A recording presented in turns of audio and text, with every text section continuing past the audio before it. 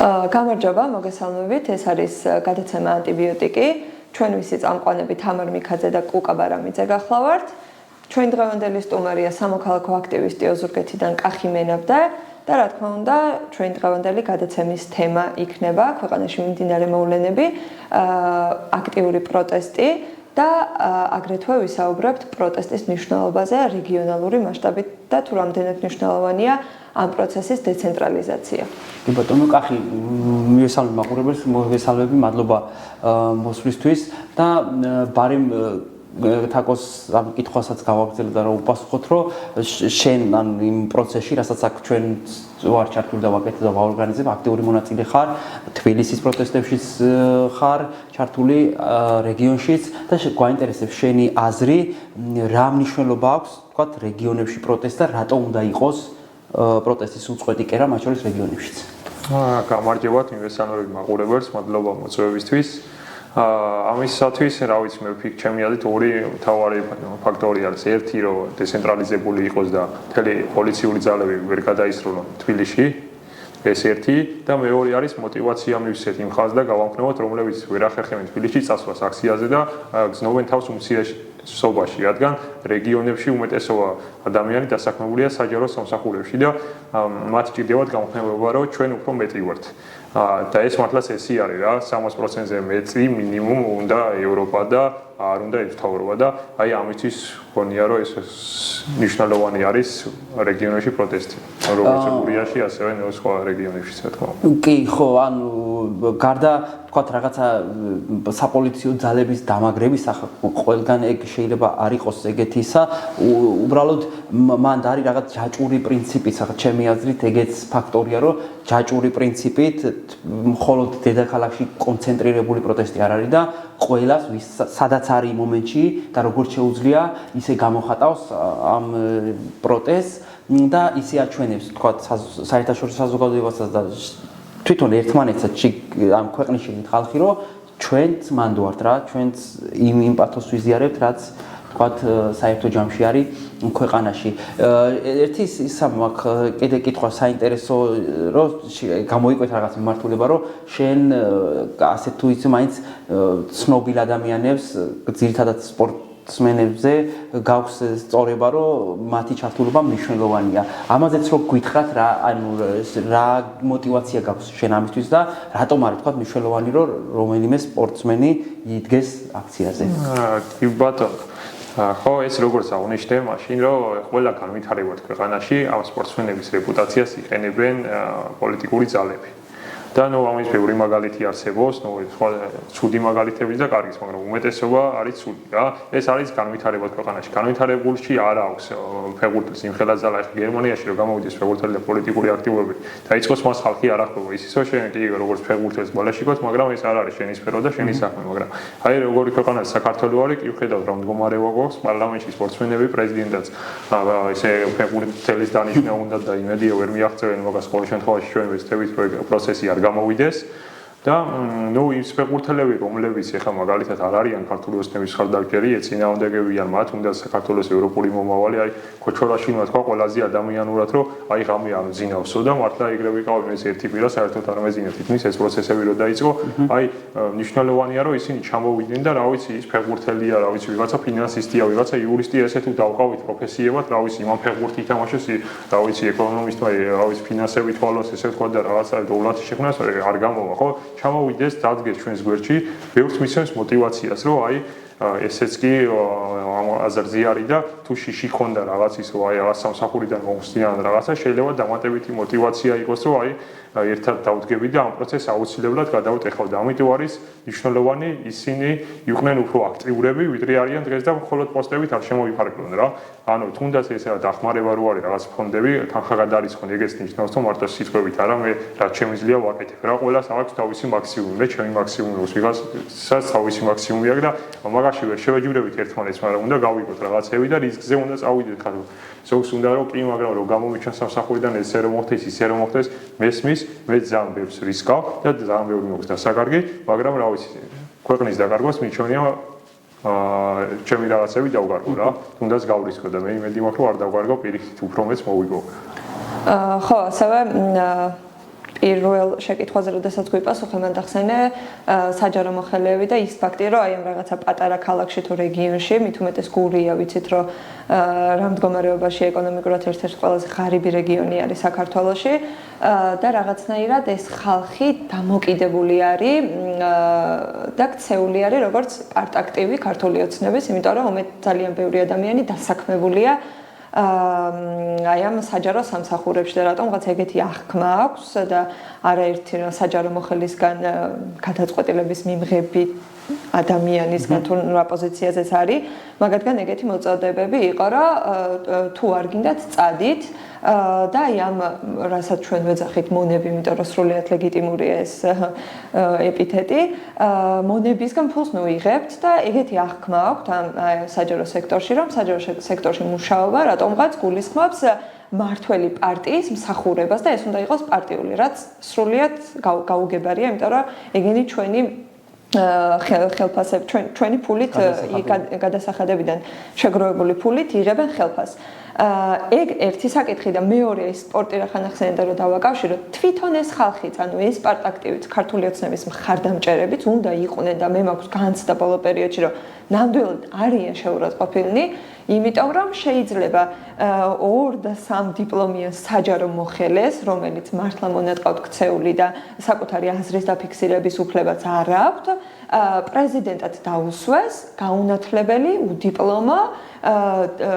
ყაველაშვილი, რომლის ერთადერთი ბერკეტი არის, ქართულად ვერც კი საუბრობს, რომ დაიგინოს. ანუ ეს ხო ამათ ღირსებას, ეს ხო ქართული ოცნების მხარდამჭერების ღირსების შელახვაც არის ცალსახად და ამ ხალხს მინდა ველაპარაკოთ, ანუ საჯარო მოხელეებს და შენი აზრი მაინტერესებს ამ საკითხთან დაკავშირებით, რომ რა შეიძლება და როგორ შეიძლება ველაპარაკოთ ამ ხალხს და მათ ყურამდე და გონებამდე მივიტანოთ ეს ინფორმაცია, რომ ეს ხალხი პირველ რიგში ასევე შეურაცხყოფს მათ და რისკის ქვეშ აყენებს მათ მომავალს, აი ამ რაღაცა ბოლოდროინდელი კანონების გათვალისწინებით, რაც მიიღეს და აგრეთვე ის რომ აი ახლა ნამდვილად არის გადასაყარი რაღაცა მხოლოდ შავი და თეთრი და თუ ისინი ახლა ვერ გადაწყვეტენ რომელ მხარეს უნდა იდგნენ, იმიტომ რომ მართლა ქართული ოცნების გემი იძირება და ძალიან ცოტა დრო დარჩათ მაგათ აი ამ ძალაუფლების ყრობის ხელში, რომ აი მათთვის რომ ახლა არის ზუსტად დრო, რომ ეს რაღაცა სწორი ნაბიჯები გადადგან და ისტორიის სწორ მხარეს დადგნენ. აი ამაზე მინდა რომ ისაუბრა, როგორ ხედავ ამ პროცესს და რა შეიძლება გავაკეთოთ ჩვენ, რომ რა გზებით დავანახოთ ამ ხალხს. კი და ხო, ჩვენი მხარდაჭერა აქვე იმ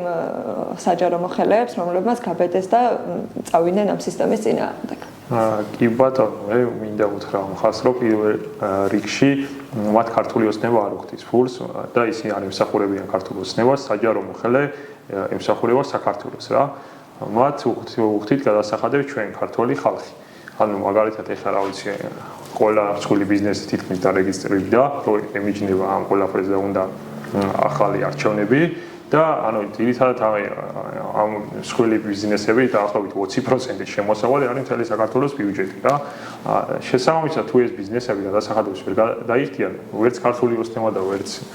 მთავრობა ვერ გადაუხდის ამათ ხელფასებს და მაინც არიან რისკის ქვეშ. იძახიან რომ მესმის ეხლა მეც ვარ ბანკში ვალი გვაქვს, ის გვაქვს 1000 პასუხისმგებლობა გვაქვს, რაღაცა მშიერი დავრჩებით და მაგის გამო ვერ ვიგებ. თორე აი ზოგი მაგალითად პირადში მწერს რომ აი ვალეში იყოფთ რაღაცა Facebook-ზე საჯარო პოსტს ვერ მილაიქებს, მაგრამ სტორებს დამიგულებს, მომიწონებს და პირად საუბრებში მეუბნებიან და მეთქი ეს რისკის ქვეშ დგები, თან ისე რომ მორალური მხარე არ არის შენსკენ რა. თუ მაგალითად ეხა გარისკავ და დაწერ სტატუსს რომ მე კი საჯარო მოხელე ვარ, მაგრამ ვემიჯნები ამ პროცესებს და არ ვეთანხმები მართული პარტიას, შენ შეიძლება დაკარგო სამსახური, მაგრამ მორალს არ დაკარგო. და როცა ყველაფერი შეიცვლება, შენ სამსახური პოვნა არ გაგიჭირდება. თუ დარჩით ესე, არ ამოიგეთ ხმა, მაგალითად ვეუბნები რომ ვინც მოვა, შემდეგ აუცილებლად მოუნდება შენი შეცვლა. და მარტო ერთი მიზეზით იმის გამო კი არა რომ შენზე შური იძიოს და რაღაც. აი მოდის ვიღაც და გეუბნება რომ მე შენს გვერდით ვიდექი, აქციებზე ვიდექი, ვაპროტესტები ამ ყველაფერს სამსახური დავკარგე სიტუაციაზე, ვამბობ ჩემი ბიზნესი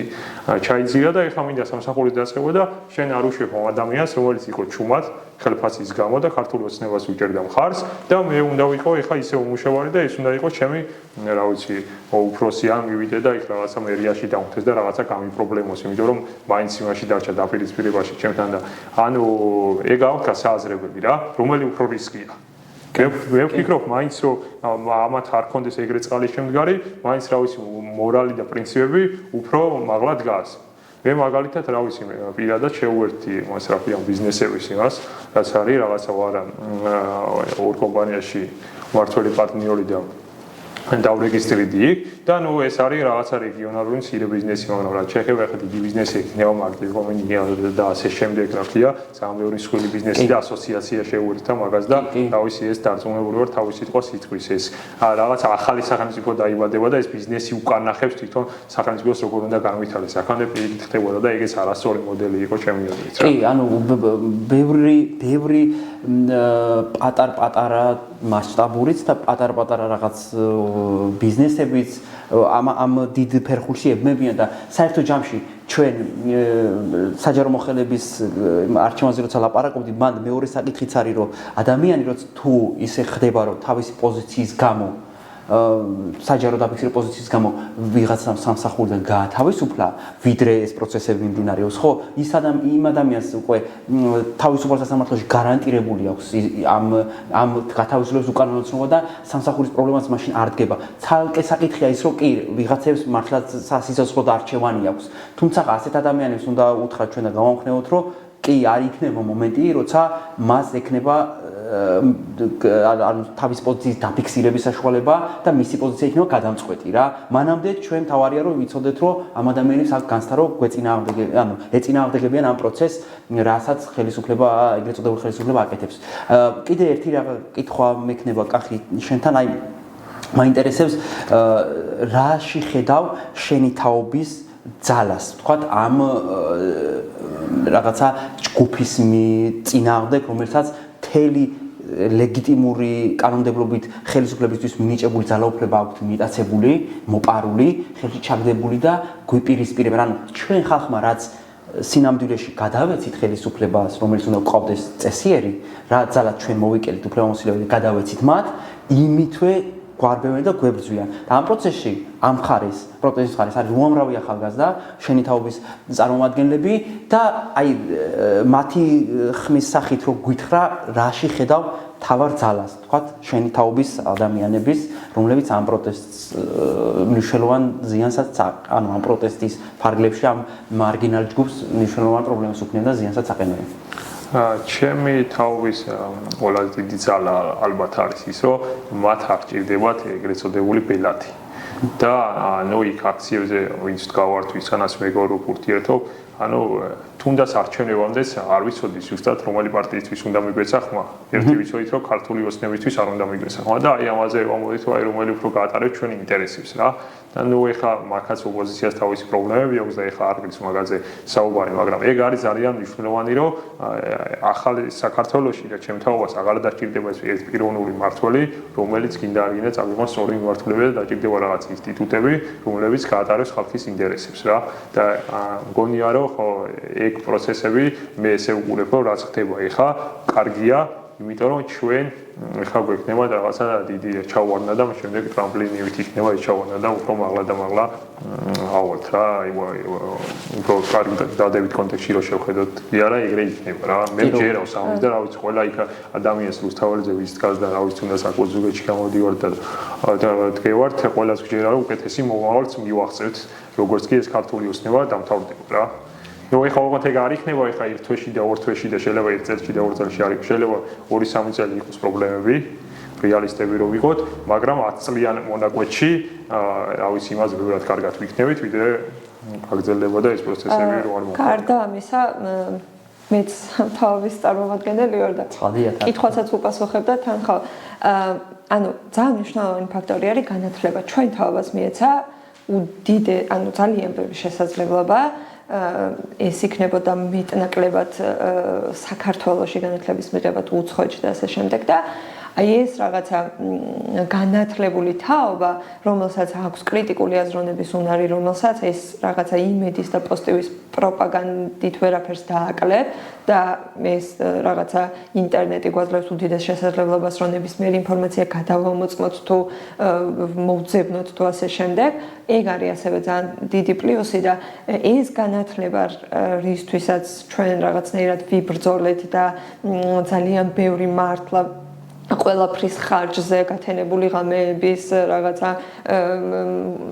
სხვა გაჭირვება ძალიან ანუ უამრავი მით უმეტეს რეგიონიდან, როდესაც ახალგაზრდა მიდის სასწავლებლად აქ თავის ოჯახს უდიდესი შრომის და რაღაცა წვალება უწევს იმისთვის, რომ თავისშვილს ეს განათლება მისცეს და ჩვენმა თაობამ ის მეტნაკლებად შეძლო ბევრი დაბრკოლების მიუხედავად, თუმცა ეს პროცესი, რაშიც ქართულ ოცნებას არალეგიტიმურ ეგრეთ წოდებულ ხელისუფლებას შევყავართ, ამას აყენებს საფრთხის ქვეშ, აყენებს კი არა ფაქტობრივად კლავს. იმიტომ რომ ჩვენ ადგილობრივ დონეზეც ბევრი არასამთავრობო ორგანიზაცია არის, რომლებიც ახალგაზრდებს ეხმარება თუნდაც რომ სხვადასხვა პროექტებით საგანმანათლებლო იქნება ეს მოხალისეობრივი თუ ასე შემდეგ დაიხმაროს ახალგაზრდებს რომ წავიდნენ ისინი ევროპაში და იქაური გამოცდილება მიიღონ და რაღაც აბსოლუტურად სხვა შესაძლებლობები და გზები გაიხსნას მას და ეს აღარ იქნება. ანუ ესეც ძალიან ასე ვთქვათ ერთ-ერთი, იმიტომ რომ განათლება არის ყველაფრის თავი და პრობლემა და ისედაც რომ დაშლილი განათლების სისტემა გვაქვს და კიდე რომ ამას წრიხს მიაწევენ, ეს იმას ნიშნავს, რომ ჩვენთვის ანუ მომავალი ფაქტობრივად აღარ იარსებებს. მარტო მომავალი თქვენ კი არა, ზოგადად ქვეყნის თუ არ არსებობს ახალგაზრდა თაობის მომავალი, არ არსებობს ქვეყნის მომავალი. ასევე კი კიდე ერთი მე მგონი პრინციპში ბოლო შეკითხვა გვექნება შენთან, რომ ხშირად გამიგია ეგეთი წინა საარჩევნოთაც იყო აი ამ პროტესტის პერიოდშიც და ასე შემდეგ, რომ აი ჩემი ყოფნით რას შევცვლი, ანუ რას შეიძლება აკეთებდეს ერთი ადამიანი, ერთი მოქალაქე თუ მას არა ვიცი, არც საჯარო მოხელი ან საჯარო, ანუ არ აქვს მნიშვნელობა ყოველგვარი სტატუსის და რაღაცა კუთვნილების გარეშე ერთი მოქალაქის როლი რა არის ამ პროცესში, იმიტომ რომ მე ვთვლი, რომ ყველა ადამიანს აქვს რაღაცა ბერკეტი, რომ აი ამ სისტემის წინააღმდეგ იბრძოლოს, თუნდაც ეს იქნება, რა ვიცი, სოციალური ქსელი, მეზობელთან დალაპარაკება, დედის შეგულიანება თუ ასე შემდეგ. შენი აზრით, როგორც ერთი მოქალაქისთვის, რა არის ჩვენი პასუხისმგებლობა, როლი კი არა, პასუხისმგებლობა და ვალდებულება ეგრევე ვიტყოდი, რა არის ერთი ადამიანის ვალდებულება აი ამ პროცესში? ეგრე ვკითხავ. კი ბატონო, ერთ ადამიანს შეუძლია ძალიან ბევრი რა, უბრალოდ ამას ჭირდება გააზრება და ყველა ერთი ვართ. აი მე არ წარმოვადგენ ორ ადამიანს, არც სამს რა. ერთი ვარ თქვენს ერთი ხარ და ყველა ადამიანი თავის იმას წარმოადგენს და აი თუნდაც ერთი მარტივი მაგალითი გამახსენე ახლა ჩემ თავზე რაც გამოცადე რაღაცა თბილისში ვიყავით აქციები იყო ჩამოვედით ოზურგეთში დაიწყო დარბევა და გავბრუნდი ისე უკან რა ანუ 300 კილომეტრი წინ მე 300 კილომეტრი უკან და როდესაც სტორი დავდე რომ ისევ თბილისისკენ მეთქი რამოდენიმე ჩემი მეგობარი რომელიც ნუ თბილისში იყო მაგრამ რაღაცა მიზეზების გამო აქციაზე გამოსვლა ვერ მოახერხეს ჩემმა ერთმა ცევამ მისცა мотиваცია რომ აი კახი რო ჩამოხვალ ჩვენ შენ გვერდით დავდგებით რა და ნუ რა იყო ეს იმიტომ რომ მათზე იმოქმედა რომ აი 600 კილომეტრი გაიარა და მოდის აქციაზე და მე 5 კილომეტრში ვარ აქციიდან და აი რაღაც მიზეზებს ვეძებ რა მე არაფერი არ მithქვას უბრალოდ სტორი იყო ისევ თბილისისკენ რა ხო და აი ერთმა ელემენტარულმა ჩემ აქციამ გამოიწვია იქ რომ 15-20 ადამიანი მოვიდა ნახა და დადგა ჩემს გვერდით და რა ვიცი ეგრეთ 15-20 ადამიანი ჯგუფებით შედგება საერთოდ ჯამში ეს პროტესტი რომელიც რა ვიცი ავდივართ რა ვიცი რამდენი ათასზე უკვე ვეღარ ვეთქვი რომ ყველა აქციაზე რაღაცა რეკორდები იხსნება რა კი ბატონო გეთანხმები რომ ამ პროცესში იმიტომ რომ ჩვენ ხოლოდ რაღაცა ბიძინა ივანიშვილს არ ვებრძვით ან ქართულ ოცნებას ქართული ოცნება მართლა არავის არ დაკარგვია რა ანუ რეალურად ჩვენ ვებრძვით რუსეთს და რუსულ რეჟიმს და ჩვენ ვებრძვით უდიდეს იმპერიას რომელიც საუკუნეების განმავლობაში მართლა კრავს და ამ წინააღმდეგობის ერთადერთი წარმატების გარანტია არის ერთიანობა და ჩვენ მეტი არაფერი დაგვრჩენია ახლა გარდა ბრძოლისა და ერთიანობისა და ძალიან მნიშვნელოვანია ჩემი აზრით ასევე რომ ერთმანეთი გავამხნეოთ და ჩვენ უნდა ვიცოდეთ ყველა იმ ადამიანმა, ვინც სისტემის წინააღმდეგ მიდის, რომ ის არ დარჩება მარტო. რა წინააღმდეგობის წინაშეც უნდა აღმოჩნდეს, იქნება ეს გაფიცული ადამიანები, რაღაცა სამსახურის დაკარგვა, რა ვიცი, დაკავებულები, ნაწამები ადამიანები, ჩვენ ამ პროცესში ვართ ერთად, არავინ არ დარჩება მარტო და იქ ვინმე თუ კი მართლა თუ არ ყოფილხართ ერთხელ მაინც მიდით აქციაზე და იქ ნახავთ რა ტიპის ერთიანობასთან გვაქვს საქმე და როგორ სრულნავს ეს ხალხი ერთმანეთს და როგორ უფრთხილდება ეს ხალხი ერთმანეთს და შესაბამისად ჩემი აზრით წარმოუდგენელია რომ ეს რაღაცა ბრძოლის ჟინით, სიყვარულით, სამშობლოს სიყვარულით სავსე პროცესი არ მივიდეს გამარჯვებამდე, თუმცა ასევე დაგეთანხმები, რომ ეს იქნება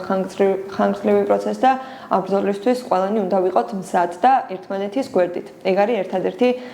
რეცეპტი. აქვე მინდა თქვა, რომ თავისუფლება რეჟიმის ყველა უკანონო პატიმარს და სოლიდარობა აი ამ რუსული რეჟიმის მიერ ნაწამებ ხალხს. და ჩვენ მათ აუცილებლად დავიხსნით, დღეს იქნება თუ ხვალ, არ დავტოვებთ მათ აი ამ რუსული რეჟიმის ტყვეობაში. ასეთი პირი უჩანს, ჩვენ პრინციპში უნდა დავასრულოთ ეს ჩვენი გადაცემაც ახლა. კახი, ძალიან დიდი მადლობა საინტერესო საუბრისთვის და საერთოდ მადლობა იმისთვის, რომ ამ პროცესებში შენ გავშენი ადგილი და შენი როლი ნაპოვნი. ასევე მადლობა ყველა იმ ადამიანს, ვინც